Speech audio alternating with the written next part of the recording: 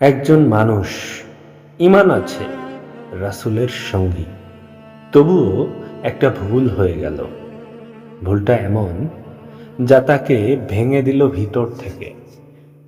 এই ঘটনাটা ঘটেছিল তাবুকের যুদ্ধের সময়। তিনজন সাহাবী কোনো অজুহাত ছাড়াই যুদ্ধে অংশ নেননি।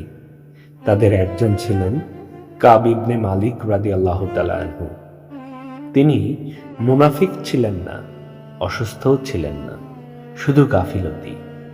আজ নয়, কাল করতে করতে সময় চলে গেল। যুদ্ধ শেষ, রাসূল ফিরে এলেন।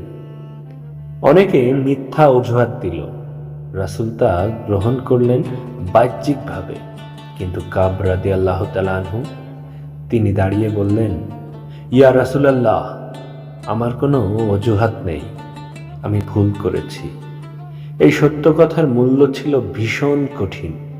প্রিয় নবী মুহাম্মদ সাল্লাল্লাহু আলাইহি ওয়াসাল্লাম ঘোষণা দিলেন, এই তিনজনের সাথে কেউ কথা বলবে না।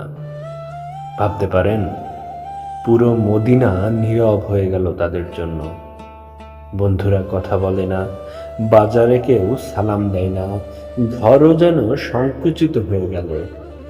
40 দিন পর স্ত্রীদের থেকেও আলাদা থাকতে বলা হলো। 50 দিন, 50টা দীর্ঘদিন। কাব রাদিয়াল্লাহু তাআলা আনহু বলেছিলেন, পৃথিবী আমার জন্য সংকীর্ণ হয়ে গিয়েছিল, যদিও তা বিশাল। কিন্তু তিনি ভেঙে পড়েননি, তিনি মিথ্যা বলেননি, তিনি পালাননি। তিনি শুধু অপেক্ষা করেছেন আল্লাহর রহমতের।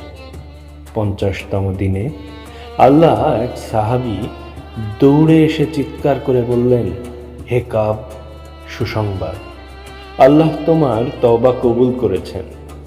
আসমান থেকে আয়াত নাজিল হলো, তাদের তওবা কবুল হলো। ভাবুন, 50 দিনের অন্ধকার, তারপর এক মুহূর্ত আলো।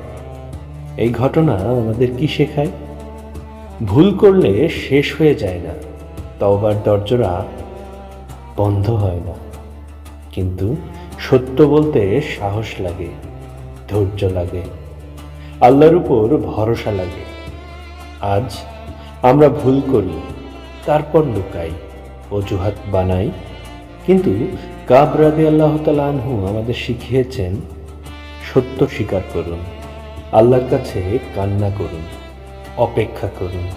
হয়তো আপনার তওবাও আজই কবুল হয়ে যাবে, হয়তো আপনার জীবনের অন্ধকারও শেষ হবে। মনে রাখবেন, আল্লাহ দেরি করেন, কিন্তু ফিরিয়ে দেন না।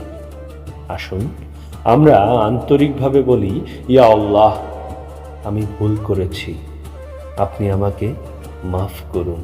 হয়তো এই দোয়াই আমাদের জন্য নতুন সূচনা হয়ে যাবে। আমিন।